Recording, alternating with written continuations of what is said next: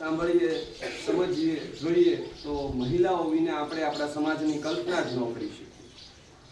મહિલાઓ છે એ સમાજનું ખૂબ જ અભિન્ન અંગ છે। બેને કીધું એમ પહેલાના સમયમાં મહિલાઓને એટલા બધા અધિકાર જ નહોતા, મહિલાઓને એટલા હક જ નહોતા। મહિલાઓ એટલે એવું જ સમજવામાં આવતું હતું કે ભાઈ એ ઘરની ચાર દિવારો અને બાળકોનો ઉછેર કરવાનું અને ઘર સાચવવાનું એટલું જ કાર્ય એના પૂરતું હતું।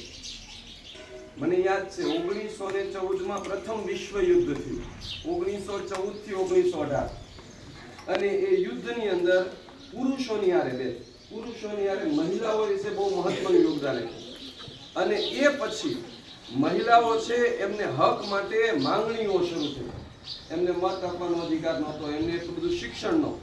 આપણા દેશમાં તો બહુ અલગ વાત છે, પશ્ચિમી દેશો જે ખૂબ જ આગળ પડતા દેશો હતા એમાં મહિલાઓની સીધી ભાગીદારી જ નહોતી, અને એને ધ્યાનમાં રાખી અને પછી ધીમે ધીમે પ્રથમ વિશ્વ યુદ્ધ પૂરું થયું પછી એમને મત આપવાનો અધિકાર આપવામાં આવ્યો, એમને શિક્ષણના અધિકારો આપવામાં આવ્યા અને એમને જુદા જુદા હકો મળ્યા। અને આના માટે કામ કરે છે એક આંતરરાષ્ટ્રીય સંસ્થા, અને એ સંસ્થાનું નામ છે UN, યુનાઇટેડ નેશન્સ। એમણે જોયું અને એ યુનાઇટેડ નેશન્સ વિશ્વમાં જે પણ એવું કોઈ પણ દેશ હોય કે એ દેશની સમસ્યા હોય, વિશ્વની સમસ્યા હોય, એના માટે આ સંસ્થા કામ કરે। એ વૃદ્ધો માટે કામ કરે, એ બાળકો માટે કામ કરે, એ ખેડૂતો માટે કામ કરે, એ ગરીબો માટે કામ કરે, એ શિક્ષણ માટે કામ કરે।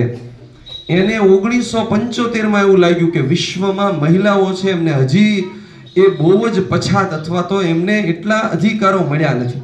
આથી 1975માં યુએને મહિલા વર્ષ જાહેર કર્યું। મહિલા વર્ષ જાહેર કર્યું એનાથી શું ફાયદો થાય તો વિશ્વના દેશોનું ધ્યાન મહિલા ઉપર ગયું કે મહિલાઓ છે એમના માટે કામ કરવું પડે, મહિલાઓને આગળ લાવવા માટે કામ કરવું પડે। મહિલા વિના આપણે રાષ્ટ્રનો વિકાસ કરી શકીએ નહીં। અને એક વર્ષ આપ્યું ને છતાં પણ વિશ્વમાં મહિલાઓ માટે એટલા પરિવર્તન જ ન આવ્યા। આથી યુનાઇટેડ નેશન્સે મહિલા દશક જાહેર કર્યું 1975 થી 1985। અને ભારતમાં ક્યારે શરૂઆત થઈ મહિલાઓના વિકાસ માટે 1981માં, અને પછી ધીમે ધીમે ભારતમાં શરૂઆત થઈ, પણ સારામાં સારી રીતે મહિલાઓ માટે કામ થયું 2001માં। 2001માં ભારત સરકારે મહિલાઓ માટે એક રાષ્ટ્રીય નીતિ જાહેર કરી અને એના અનુસંધાને જુદા જુદા ભારતના રાજ્યોમાં મહિલાઓ માટે કામગીરી શરૂઆત થઈ। અને તમે એ અંતર્ગત જ જુઓ તો મહિલાઓ માટે ખાસ કરીને જોઈએ એમના શિક્ષણ માટે સરકારે ઘણી બધી યોજના અમલમાં મૂકી છે। ઉદાહરણ તરીકે આપણે જોઈએ તો સરકાર, આપણી ભારત સરકાર પણ આના માટે કામ કરે છે કે બેટી બચાવો, બેટી વધાવો અને બેટી પઢાઓ। અને ઓલા આપણા મહારાણી સાહેબ તો એનાથી વધારે કઈ ગયા ને કે બેટી બચાવો, બેટી વધાવો, બેટી પઢાઓ અને બેટી કો જોબ કરને દો। બરોબર ને? એ કોની વાત કરી છે?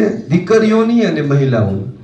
આ બેને એક વાત કરી હતી, ઓલો હેલ્પલાઇન નંબર એક બોલ્યા હતા, કોઈને યાદ રહ્યો? મહિલા હેલ્પલાઇન ભક્તિબેન, વેરી ગુડ, 181। આ શું છે 181? કોણ ફોન કરી શકે? હે ભાઈ કોઈ ફોન કરે?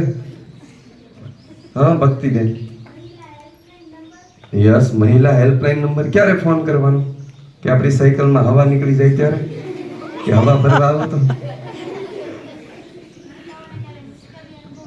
Very good. છોકરીઓ કોઈ પણ જગ્યાએ મુશ્કેલીમાં હોય, એને કોઈ હેરાન કરતું હોય અથવા કોઈ એને સમસ્યા હોય, સાંભળજો તો આ 181 નંબર છે મહિલાઓ માટે, દીકરીઓ માટે। ભાઈ જયદીપભાઈ, ભાઈઓ કોઈ ફોન ન કરતા કે 181માં મારે મુશ્કેલી છે આવો તો। આ બહેનો માટે છે। કેમ ભાઈ બહેનો માટે જ આવ્યું, ભાઈઓ માટે નું આવ્યું? તો કે બહેનોને ખરેખર કોઈ પણ